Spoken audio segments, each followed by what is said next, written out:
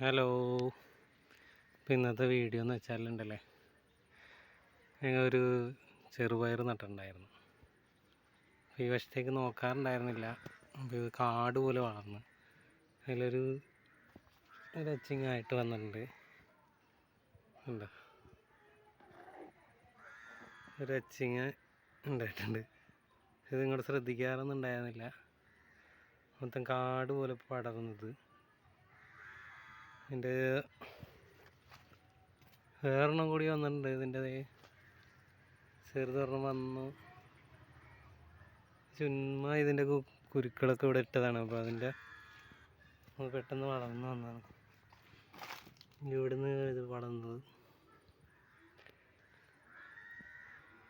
ഒത്തിരി വന്നിട്ടുണ്ട്. ചിലതൊക്കെ പൂവ് ഇട്ടിട്ടുണ്ട്.